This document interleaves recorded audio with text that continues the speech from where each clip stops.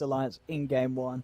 And overall, considering the lineups, I mean, we should have a closer game on our hands, right, Trent? Or are you a little concerned here again? I'm a little concerned. If dear friend of the show here, Scriff, could you please press the enter button to show the chat? I'd like everyone to see this. Oh! Minus a salary. Yeah, like, you know, like you dash ping to check ping. I believe he's checking their salary he's after checking. I just see. beating them. That's, I believe that's is what big I brain. believe he's insulting them to say that, Okay. you know, what are you paying for here? Because we just whooped your team. So that might be the hardest trash talk I've ever seen. Just saying. I mean, well, there we go. For the start of a match, like you better back that up, man. Like, yeah, respect for doing it before the end of the series, I guess. I mean, the one thing you got about the lads on Monaspa, or, you know, kind of X-Brain, these guys, you know, they're a confident bunch. You know what I mean? They will sort of lay down the smack talk, and they will back it up. You know, we've seen great runs from them in Division 2 in the past, and they've just started this Division 2 run pretty much the best you could. You know, an excellent game 1 from Monaspa. Let's see if indeed they can sort of back up those that bit of banter and pull it off again here in game 2. See the lane setups. You know, as we're saying, you know, Skylark playing the Prophet up top. I mean, honestly, I feel this could be a lane that could be a little bit tricky for Charlie, right? You know, Skylark and Desire, they could definitely apply some pressure. They had a great duo between the two of them last game, and considering the heroes here, you know, Hanska's playing the support disruptor. This is a hero that can kind of get bullied by a Rubik and a Prophet quite easily as well. You know, the two of them, the Prophet, the Ursa, and the disruptor, they're not going to have fun against these two. No, this isn't the hopeful bear lane. You're hoping to be like counterpicking someone and getting matched into a situation where you can sort of excel as the bear and have a great time. Not look like a hero, but on the other half of the map, Spartan, he goes down. All right, there we go. Alliance are able to kick it off with a bit of a different start to last game. Indeed, Spartan was the one to, I believe, claim first blood last time round. This game, too, is going to be the one to give it up. One low will take the kill. Yeah, early damage there from the Mirana helping out here and trying to pressure this Dawnbreaker, which doesn't have that many tools as well. I like that idea. As the levels stack up, obviously she gets to be pretty scary. Not so much versus the Centaur, but if the Mirana steps a little bit too far. But now that Ponlo's level 2, won't have any concerns. You can always opt in towards a leap, just in case things get dangerous. Like right now.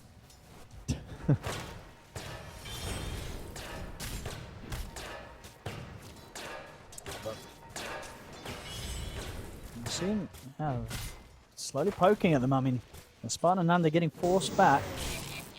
If Spartan gets any lower, Ponlo might have the chance to go for him, but Cogs down, pushes him back. Nanda actually going to put himself back in over towards S4, but yeah, we'll have to be careful with those sort of moves. I mean, Alliance, without a doubt, you know, as this duo, the Mirana, the Centaur, you can feel, you know, Ponlo and S4, they're having a much better time playing the lane than they did last time round, where they just got completely smashed in the lane, right? The Enigma, Dark Willow, it just didn't work out for them at all. Yeah, and of course that's going to slow down both of them, not just S4. But again, now the pressure's on. I mean, yeah, S4's going to be able to withstand that pressure. Monaspa try and get in on top of him, but not able to burst through the Centaur. Alliance, I guess, yeah, night and day comparison really between the bottom lane in game 1 compared to the bottom lane start in game 2. S4 Ponlo off to a very hot start this time. Yeah, a bit of anti-synergy there. And now I like this. Ponlo chasing into the trees, knowing that Nande's waiting for regen from the Clockwork. Yeah, nearly able to bring down Nande. In fact, he might just be able to do so. Ooh, leap to the side. Nande, the Ponlo's back in. He's able to claim the kill. Takes him down. Of course, does not mind dying at all there for that one, Ponlo. As, Nande just bullied out of this lane. It's a hot start for Alliance down there. Yeah, unfortunately does die second, so won't get the XP, but hey, it's all right. Managed to get yourself a little bit of gold here, and hopefully Alliance don't lose S4 because of this, though. And looks like he'll manage himself here. They can't get a quick goal on him or anything like that. You know, sometimes you sacrifice, they jump your core, get into some trouble, but instead they just smack right back. Look at all that burst damage in the lane. Oh, so much. I mean, and that's what he should be fine now. Oh, You know, he's got his Ring of Health, got the 2 ring protections. Just going to try and run down Hansken. So he's going to go for the TP out, and he'll manage to make it away. Nothing to put a stop to that. Already used the spells of their availability. Bottom lane, Spartan. Drop down the Cogs. S4. They try and battle him this time round. Monaspa, they're able to punish S4. They do find the chance to take him out, but Each time it's incredibly close for either side that gets the kill down there. Both teams really battling through the entirety of their HP pools when they go at one another. Oh, Charlie's courier got killed though.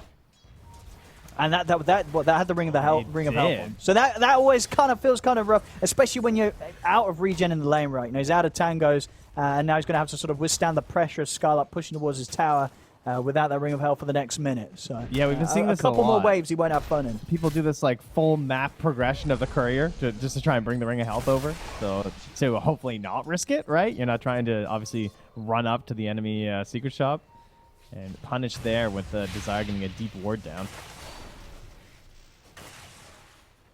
But yeah, this whole bottom lane too, one thing I was noticing as well was how much value that Nande's been getting out of his stick and Pauno's been getting out of his wand. But Spartan just like literally nothing. He has raindrops right now. He has zero value in his inventory other than some charges. And then S4 as well, because he had double ring of protection. Did he actually sell one? I think yeah, because he definitely had two. Yeah, he definitely. So he sold one to help afford his boots probably after the death to make sure he'd come back to the lane with them.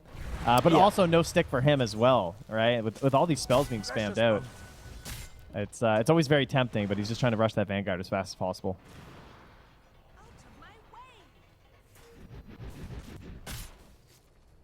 And what we've seen so far in the mid lane matchup, Chuan keeping it nice and even, really. 36 and 3 against the 33 for 2. So it's ended up being a very even matchup between both these heroes. As both will be ready to make rotations. Wish is going to step up, try and take that bounty rune away from Alliance's jungle. And of course, Chuan will be more than ready to TP to any side lane to look for some action with that Rolling Thunder if Monaspa do start to get close to Alliance's tier 1s. We'll see Hansken. Should feel the wrath here of Wish's rotation. Will do so indeed. Wish takes him out. And you love grabbing those kills before you have lassos as well. Just not even having to skill the 3rd point Firefly either. So still an option to go for a lasso kill. Now bottom having to get a kill here. I mean, and it's a little bit too close to the tower there. S4 gets dragged in by the pull of the cogs and tanking a lot of tower hits there means not a chance to survive. And of course, these deaths are pretty costly, right? You've had a good start on that bottom lane. S4 getting early couple of kill involvements, but now dying 2 times after that.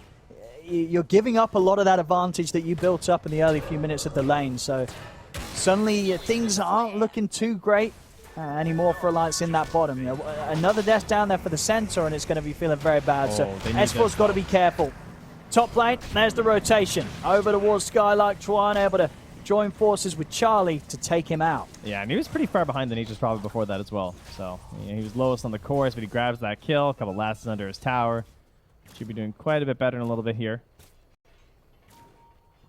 S4 should be super safe now. He's hit the 6, he's got the Stampede, so unless he gets caught in the cogs, he'll have a pretty reliable way to bail himself out. In fact, he's going to get aggressive.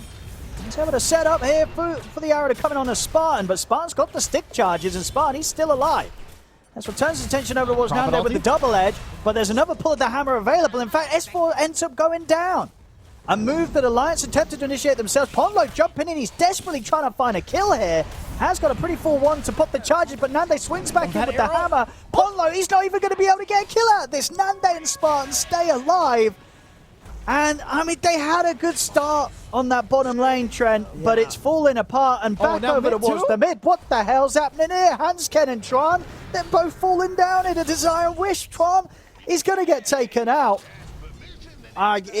Suddenly the crumbling's beginning again here, Trent. What?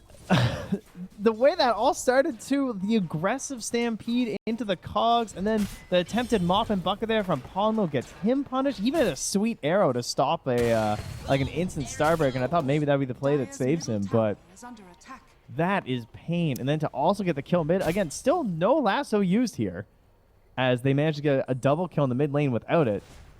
Oh man. And look at these stacks again. I mean, we saw Monaspa be fantastic with this in Game 1. They're doing it again here in Game 2. So much money on the map. Oh, it gets the additional Ancients as well after this, too. Yeah, that is pretty ridiculous right now for Wish.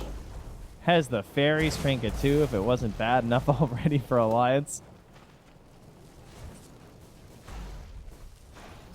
We'll see how Alliance sort of reset themselves down in this bottom lane. I mean, those last few moments has just been complete outplay from Nande and Spartan against S4 and Ponlo. Very impressive stuff from the safe lane of Monaspa. As I say, you have to really exaggerate, to emphasize as well, you know, after a start that was rough, you know, Alliance, they were the ones getting the kills down there. The first few minutes looked great for S4 and Ponlo. Yeah. But that feels like nothing more than a distant memory with the way that the lanes actually ended up here coming into the 10th minute. And Spartan's level 6 before 10 minutes on this clockwork right now. So Yeah. both supports before the tome, if they want, they can get real crazy with it and throw the tome on somebody else.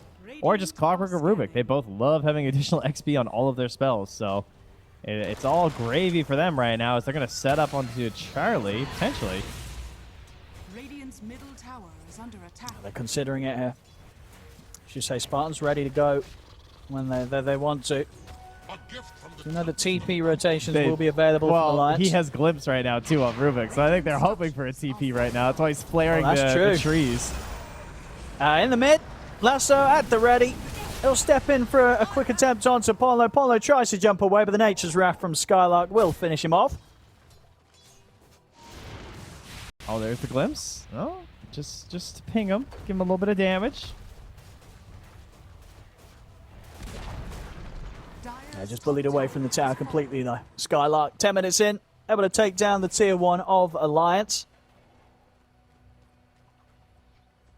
Let's see bottom lane. S4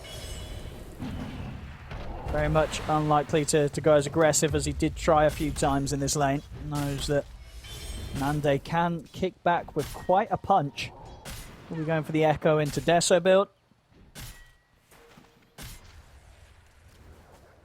Yeah, with how farmed Wishes too, like he's just the cherry on top to whatever Batrider wants to do across the map, right?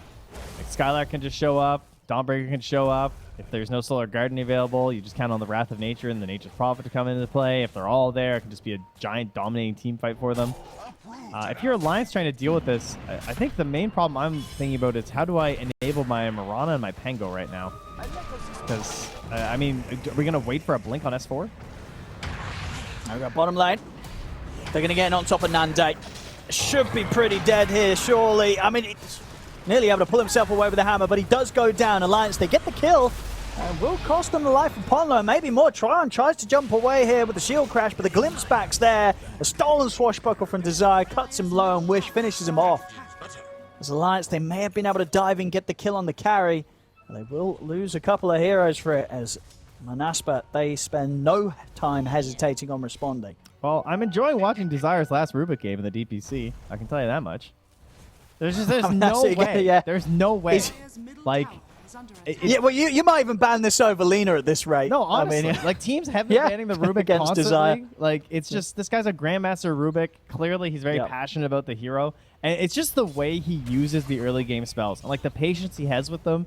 And he always waits for the exact right steal, and it feels like he truly like becomes the other hero. Like the way he just started immediately playing around Glimpse as they safely took that top tower, looking for TPs in, pulling back and like baiting spells out from the Ursa by spamming it, and then waiting that whole time as well to castle on Chuan and then steal his Swashbuckle too. Like now he's smoking with Swashbuckle for an easy setup in telekinesis, right? Let's see what they can do. I mean, obviously finding Charlie would be a very nice killer for Monaspa. See if the two of them can do it. They've got Wish coming up as well, so they'll be the three of them making a move on to Charlie. Let's try and jump away. Spartan gets in, able to trap him in the cogs. Elsewhere, Chuan is able to take down Skylark. So both teams losing a core. In the jungle, Nande also being dealt with by Alliance, but TPs are coming in. A roll across from Chuan, but Nande with some good jukes and Desire there with the stolen swashbuckle. Able to snipe the kill. Nande is still alive. Finally will fall. As Alliance do get the kill, but they're not going to be able to get everyone out of there. The knockback with the flame break onto Chuan into the lasso. Try to jump out with the shield crash. He's got a swashbuckle, but the stacks of sticky napalm building up. Desire able to snipe the kill there with the Fade Bolt. And off to the side, Spartan, he's able to catch Ponlo on the retreat as well. Yeah, he's trying to run away, and then out from the blue comes the hook shot. Battery Assault and death there to fully clean things up. And that all started, by the looks of it, with a attempted save from Nande using the Solar Guardian to try and back up Skylark, and wasn't successful, dies himself, but they ended up cleaning enough kills that that's still fine for Monaspa. Is this providing enough space where Ursa's going to be scary, though? Because he still doesn't have Battle Fury, and he's still the lowest of the cores. It's only 14 minutes. You know, he's got Phase Boots, and it's not necessarily the worst ever Ursa start, but it does feel like they need to get a lot out of him this game. Radiant's middle tower is under attack. I don't think we've even seen the global potential yet, really, from Monaspa either. Radiant are scanning. And Alliance attempt to make a move here with the Moonlight Shadow. S4, he's at half HP. But still, of course, a lot of HP. Now Spartan, he's just been able to catch the two of them in the cogs. He's going to lay down the hookshot as well. Static Storm will manage to control Wish, but only for so long, as it's not long enough. Wish is able to step to the side. S4 now to be in trouble as Monaspa running him down. Chuan's going to head over with the Rolling Thunder to help out. The cogs will be laid down to push him back. Maybe enough space here for Alliance to retreat with the rest of them. And Nature's Wrath does come crashing through. It seems like they have enough distance to step back. So, honestly, with the way that started to turn around, Alliance, I mean, but they're still hovering around it. They stopped running. They should have kept running. As Ponlo goes down, Chuan jumps in with a swash, but he's also got to be careful. His Rolling Thunder's on cooldown. Jump forward from Desire. S4's in with a hoof stomp, but Nande, he's over with the Solar Guardian, looks towards S4. Chuan able to swashbuckle out to the side. Charlie has turned up as well to try and pick up some action, and he will manage to do so. Double kill for Charlie. Nice. Alliance, this has paid off. They were able to pull the fight over towards the Tier 1, and they did indeed stop running because they wanted to turn it around, and they certainly did. Bringing in the Bear, bringing in Charlie, getting a triple kill for their carry. A very nice little bit of a bait there from Alliance. Yeah, Ponlo goes down, but in the end it pays off, and you know, Desire just couldn't help himself, right? Yeah, the Star Storm, he sees this Pango swashbuckle and he's like, I think I want that. And he dives into the tower with it, and they tried to play off the back of the Solar Guardian to make this all worth it, because they could have backed off there. But they see Chuan and they're like, I kind of want to get the skill, guys. Like, Wish is coming in, trying to get the good lasso there, but just gets stunned up and goes down. No chance to pop it off. But another one? Oh, I mean, he's in with the angle of the hook shot. They all managed to break out of the Cogs Handscan. Nande wants to chase it. Pull in with the hammer, but not quite able to get the slow off onto Handscan. They'll turn over towards the Tier 1. I mean, Spartans continuing to dive in up towards there. Make sure they get the vision of the stolen glimpse back here. Desire grabs back Handscan, using Disruptor's own tricks against himself there with the glimpse to be able to pick up some action, as they may have lost that bottom fight. But Monaspa straight back, bringing the chaos over towards Alliance and claiming 2 kills, one of them being Chuan. Yeah, but look how quickly Ursa became the top hero on the board. That part, at least, you know, some good signs for Alliance. Maybe a little bit of breathing room if they can grab this Aegis, as his scaling is very real. Whereas a lot of the scaling from Monaspa, it's not that traditional, like, easy to win a big scrappy fight. I feel like that's one thing that carries are really good at that's maybe a little bit underrated, is that, like, when fights break down and they just get ugly, well, that's a broken down Rubik. Carries are really good in that situation because they just have long sustained damage. They're just like swinging around. If you don't have the coordinated effort to bring them down, it can get pretty rough. And you don't really have that giant hero on Monaspa. I mean, you do have the Nature's Prophet, but he's obviously like a little bit more static in the engagements compared to an Ursa, who's like leaping and hopping around with stash resistance. So we'll see if Alliance can eventually get to that stage. Right now, they are just being hunted, though. I mean, yeah, Alliance start to sort of tentatively step towards the high ground, but Monaspa, they're ready and waiting for them. Chuan leads him with the Rolling Thunder, will be able to take down Spartan. Nande in with the Solar Guardian, able to back up Skylark and Wish. Wish committing him with the BKB, getting over on top of S4. S4 nowhere to run, as Monaspa will happily take that fight there. Alliance, they did seem like they wanted to look for something, but Monaspa very, very much prepared. And Nande very close to his next big power spike, closing in on the money to be able to pick up that Desolator. So next time that sort of swing around with the hammer when he turns up will hit just that much harder. The prize is mine. And we'll see if the BKB perhaps here from Charlie will help carry them to a fight win.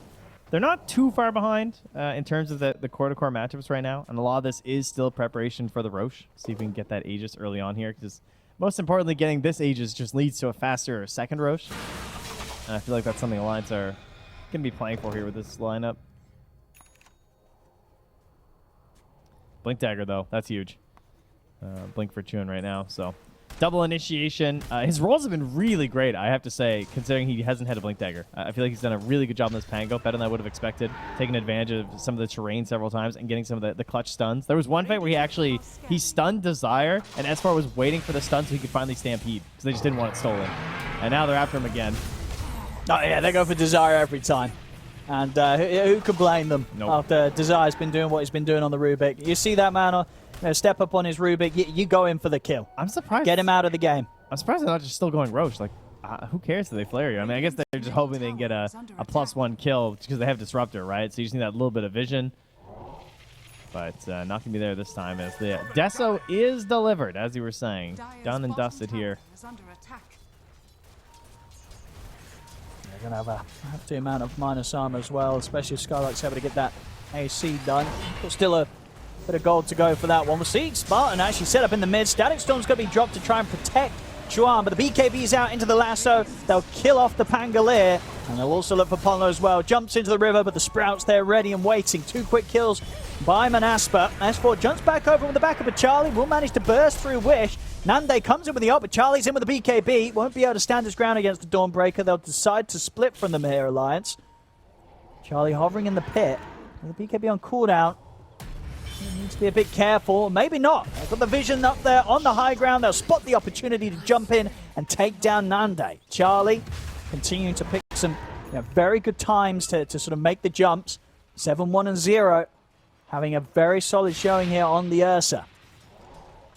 Yeah, he is the anchor that needs to secure this team. If he needs to come in and actually get the job done in the end. So excellent job so far. Great glimpse as well to help break down that fight a little bit. Getting Skylark out of there, just reducing some of the control they're going to have with the random sprouts and everything that have been a real nuisance through these fights, and a ton of damage that he's providing there as well. That's what helps turn that back around for the side of Alliance, gives them that extra kill there on Nande. And now the question remains of, like, when do we go Roche? They're going to smoke. They're going to see the flare go by. Now is a decent time to go in, but there is a Treant lying in wait here, so never going to be a good chance to sneak it, and they might just kill another support in the same spot they found Desire last time. Oh, nice ward. Yeah. Oh, look at the glimpse back, and they know at this point no Solar Guardian available, so hard for Monaspa to react. Still, though, Spartan somehow able to break away from them, but not enough, not far enough. As S4 still close to the gap, gets in with a big food stomp, slams down Desire. Chuan controlling Nande for now, but it's a little too close to the high ground for Alliance to want to die for more. Roche is free. It's either way, they're happy with this. 2 quick kills, head towards the pit. Alliance, it's only a 1k gold lead, but they get this Roche on Charlie, and it definitely is getting to the point where this bear is becoming a big problem. Yeah, the BKB was used as well there from Skylark too, so he has no desire to come in and fight. And looking towards an AC to try and help out a little bit in this fight versus the Pangolier and the Ursa. It's a good choice. Obviously can help the eventual pushes and defenses of structures as well. But no auras, of course, coming out for this whole team, which is kind of interesting, right? It's something that obviously we don't see all too often right now, as a game with 0 Greaves. We have it on the pawn though, but like none of the cores for Monaspa able to pick it up really in this. So not delegating because you have like a Rubik and a Clockwork. They're not really the kind of heroes that can spec into it like a Mirana can. I think that's really going to help Alliance when it actually comes to these big fights. Look for the quick grab on Ponlo. We'll be able to follow up with the hook shot and the pushback of the cogs. And no further places for Ponlo to leap to. Out of leaps as well. Bottom lane Charlie pressuring in, and Alliance that very much taking over the jungle, this whole half of the map from Monaspa. Monaspa starting to limit it into sort of safe spaces that they can farm in. About 900 gold off the full AC for Skylark, so he should be able to farm that up before the next fight. See how much Alliance are able to get done with this 4 minutes of Aegis that Charlie has to play with. I'll tell you one thing, their vision is lasting forever in Alliance. They're just not getting dewarded right now. I say that as, I think now they just pinged the fact there's probably a ward right here, but like they have 2 wards up in the Radiant Ancients that are looking to survive their full duration right now. So really helping how they're moving around on the map at the moment. Makes it very easy to take this ball in tower because they have full confidence that there's nothing that's going to stop them. See Skylark as well. Very much scared that escape was put to a stop. Goes for the BKB TP out to play it safe. Definitely the right call. I mean, didn't end up needing it, but it was pretty close to being found out here. All right, so things to watch for in the next fight. Definitely going to be the static storms have been great from Hanskin. I think consistently he's able to help defend people with it, and cover for any of the potential losses in the fights, especially like right at the beginning. He's playing just tight enough in the fights to get off really good static storms without dying instantly. So that's been really clutch. We have to watch out for the Rubik saves though right now with that telekinesis, trying to get people away from the Ursa. Spawn. Ooh, he's actually going to be able to get out there. It looked like it was going to be a situation of him tanking the gank, but I didn't even need that to happen. I'm going to make it out with a hook shot, so Alliance, they won't be able to find a kill with that Moonlight Shadow setup, but at the same time, they're obviously strong enough with Bear, with Charlie, that they can just sort of force down this mid lane, try and pressure this tier 2. Radiant's middle tower is under attack. Yeah, creep wave is coming if they want to commit here. There's always some concerns versus a Bat Rider, of course. Radiant's middle tower is under attack. Don't want to do anything too crazy here. Radiant's bottom tower is under attack. They'll take the tower, and you can see already some nice bit of micro here from Skylark, pulling creep waves away from some of these lanes, leaving less opportunities for Alliance to find themselves in a state where they've got kind of these multiple lanes coming in against Monaspa to allow them to get much more done with this Aegis. Just under a couple of minutes left on it for Charlie. Took the tier 2 mid, but probably going to struggle finding much more unless they get a big pick off. And Monaspa are playing it very smart at this point, ensuring that it's not easy for Alliance to find sort of these heroes out of their own, at least not the big value heroes. The cores are playing very safe, pushing out these lanes very sneakily. I will say they're going to have a lack of damage for a little bit right now on Alliance in terms of like scaling up at the moment, because we have a Lincoln Sphere coming out on Chuan, and we also have a Lotus Orb, so double defensive items being purchased from the two other cores, and Charlie also picking up the Abyssal Blade here for just a little bit more control. So those little bits of save that you have and those healing elements on the side of Monaspa from the like the Solar Guardian and everything are still going to be pretty effective in these moments, especially when he gets up to level 18, so the 95 heal per pulse. So something to watch for too, keeping an eye on those like Luminosity and everything too.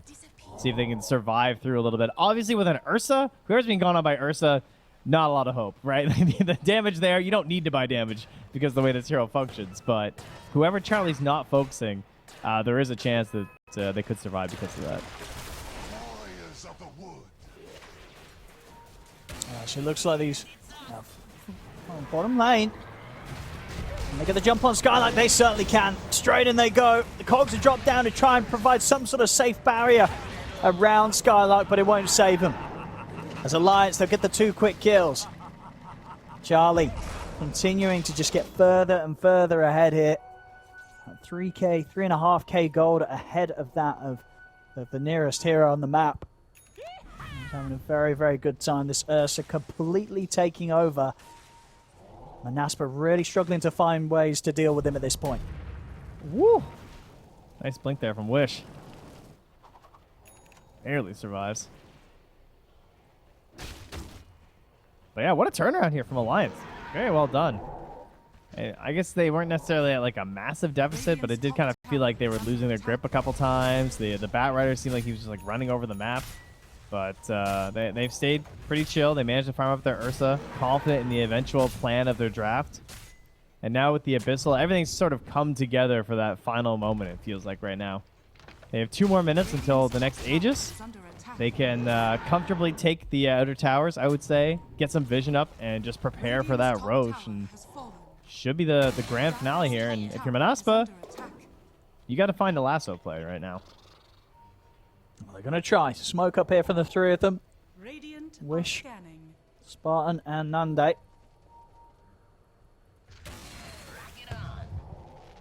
Got eyes on S4, but not really the target they want to go for at all. Anything apart from him. But the way Alliance are positioned, not having the opportunity to break past the Centaur there.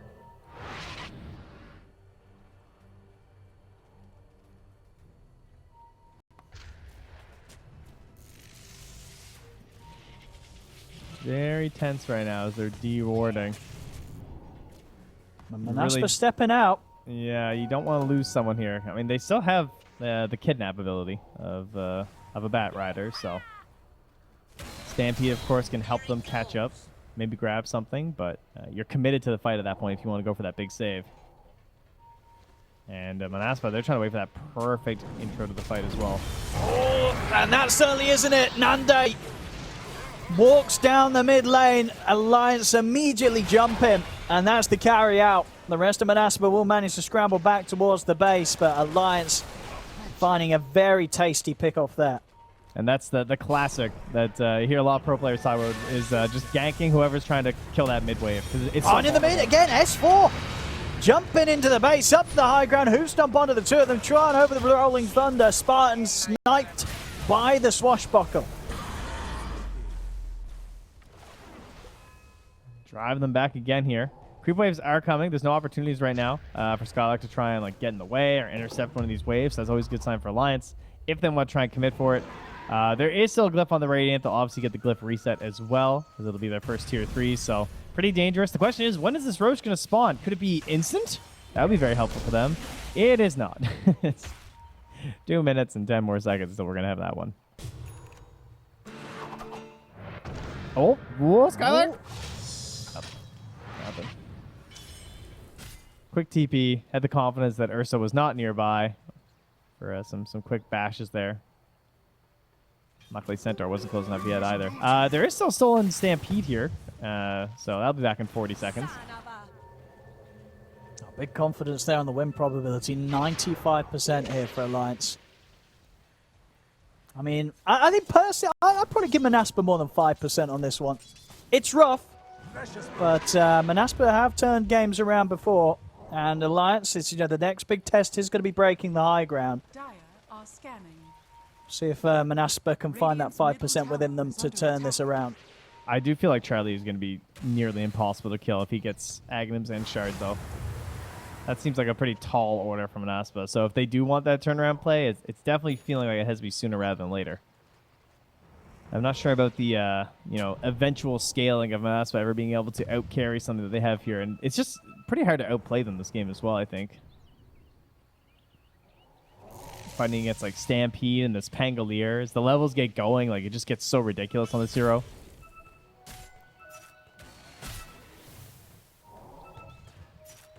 Just holding the area around this Roche.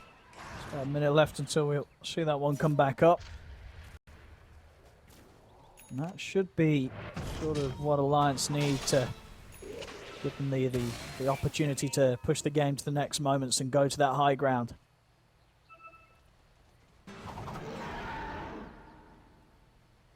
And very much no need to rush it here from Alliance. I can play this safe. Oh, Nullifier. Okay, Nullifier versus Ursa. Maybe we could catch Charlie off guard here. That could be a big one for them, actually. I mean, Skylark is farmed. Not quite the level of Ursa Charlie farmed, but it's going to be the case when Charlie's had such a good start with that Battle Fury, how much he can pick up across the map. For you Dota gamers out there, you buy this so you get rid of the overpower. All right, try and make the bear not the bear. That is the plan here. Roshan's up.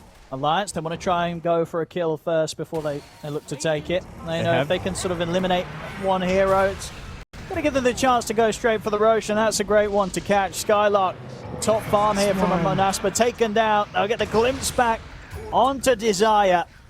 2 kills, more than enough for Alliance to be able to step into that pit and casually take the Roshan.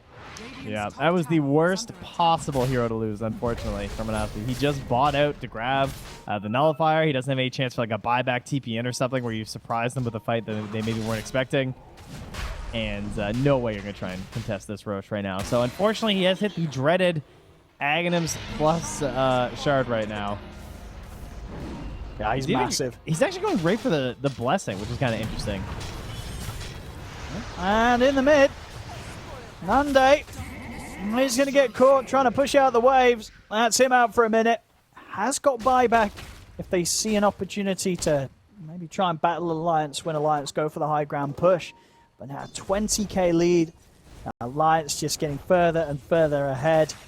It's going to take something pretty monumental to turn this one around.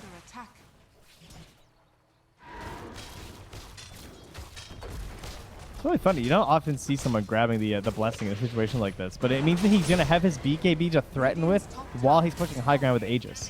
Despite because theoretically he has an empty slot, right? Like when this Aegis goes away, so it's a little unusual to do it in this order, but it actually makes a lot of sense like this.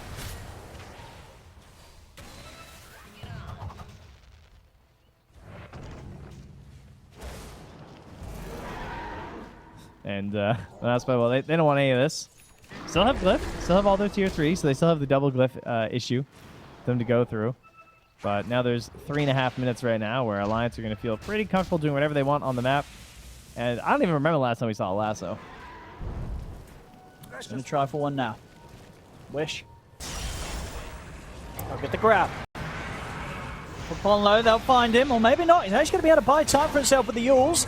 To jump away with the leaps and the force. He's out to the side. He's going to be able to live. Ponlo gets out of there.